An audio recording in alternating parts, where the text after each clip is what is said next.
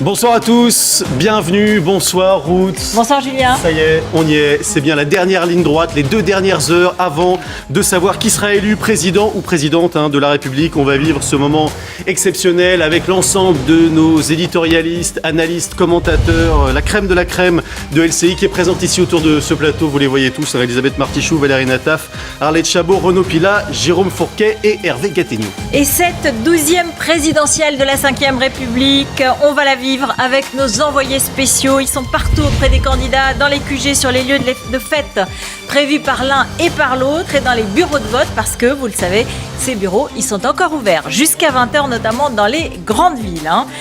Pour l'instant, le chiffre dont on dispose, c'est celui de l'abstention. Regardez la projection finale de notre partenaire IFOP Fiducial. 28%, un record depuis 1969. On va tout vous dire sur ce chiffre. Je vous rappelle qu'il était de 25,44 au second tour il y a 5 ans, de 20% seulement en 2002, donc un sujet évidemment très intéressant. Mais on va d'abord aller chez Marine Le Pen pour commencer avec Jean-Mathieu Pernin à son QG. Est-ce qu'elle est sur place ?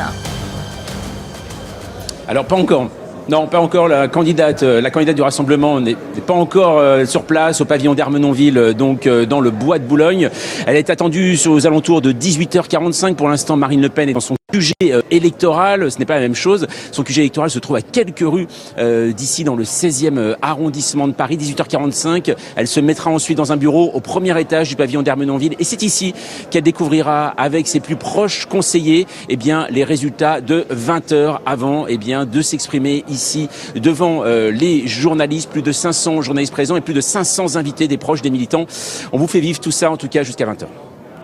Merci beaucoup Jean-Mathieu Pernin. Emmanuel Macron, lui, l'autre candidat, est toujours à l'Élysée, à son bureau, à attendre les premières remontées. Mais ses partisans, eux, sont attendus sur le Champ de Mars. Ce sera le grand rendez-vous ce soir, le Champ de Mars, en cas de victoire d'Emmanuel Macron, bien sûr. Et vous y êtes déjà, Julie Hamet. Est-ce qu'il y a un petit peu de monde autour de vous ou pas ? Non, pas encore. Il y a beaucoup de journalistes pour l'instant. En tout cas, je peux vous dire que le cadre, et vous le voyez derrière moi, est assez exceptionnel. C'est là, en fait, c'est un endroit qu'Emmanuel Macron avait en tête depuis un long moment. C'est là qu'il avait prévu de réunir ses troupes en 2017 à l'époque, mais la mairie de Paris avait refusé. Voilà pour la petite histoire. On est sur un Champ de Mars format réduit, entre 4000 et 5000 personnes qui sont donc attendues. Pas forcément facile d'accéder à la zone, un très très gros dispositif de sécurité. Le public pourra regarder les résultats sur les 3 écrans que vous voyez juste derrière moi. Emmanuel Macron lui suivra les résultats depuis l'Élysée à 20h avant de venir ici sur le Champ de Mars. Vous voyez peut-être le pupitre juste derrière moi d'où il tiendra son discours. Merci Julie Hamet depuis le Champ de Mars qui pourrait se remplir ou pas. On verra bien effectivement en fonction du résultat. En tout cas, regardez ces images. Les candidats ont voté, chacun dans leur fief respectif ou en tout cas dans leur bureau de vote, puisque Emmanuel Macron a voté au Touquet avec son épouse Marine Le Pen à Hénin-Beaumont. Voilà, c'était ce matin les 2 candidats qui se sont exprimés leur vote. On imagine bien pour qui ils ont voté. Oui, c'est sûr. Ils ont voté en tout cas comme 72% des Français. Maintenant, ce chiffre, on le connaît. Voilà, on vous l'a révélé il y a quelques minutes. On va s'arrêter évidemment quelques minutes là-dessus avec vous. Jérôme Fourquet, est-ce qu'il vous surprend ce niveau important ? On n'avait jamais vu ça depuis 1969.